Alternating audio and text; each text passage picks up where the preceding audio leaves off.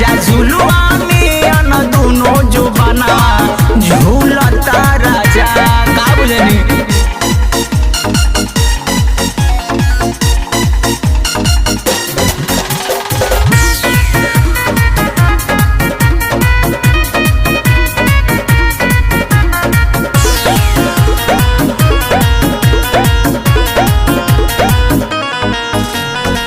लागता कि साइज दूनो बढ़ी गइल बाटे, एही से चोलिया के ढकनो नयाटे।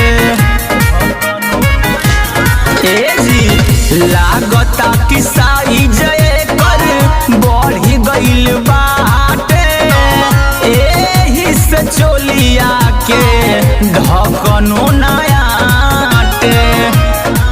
जैसे फूलेला फूलवना वैसे फूलता राजा,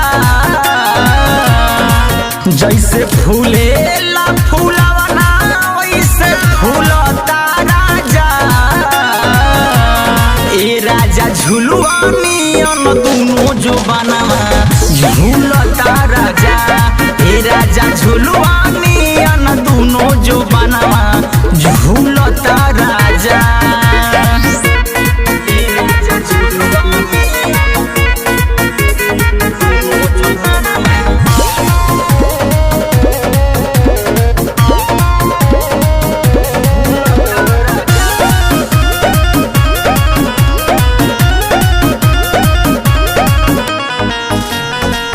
एक त परेशान बानी जवानी के जोर से, देवरो सयान बाटे रहता गोर के।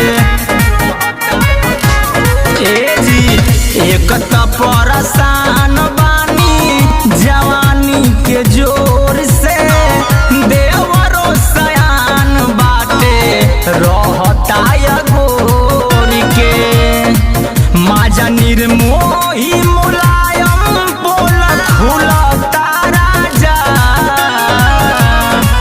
माजा निर्मोही मुलायम पोल फूलता राजा। ए राजा झुलुआ नियन दुनो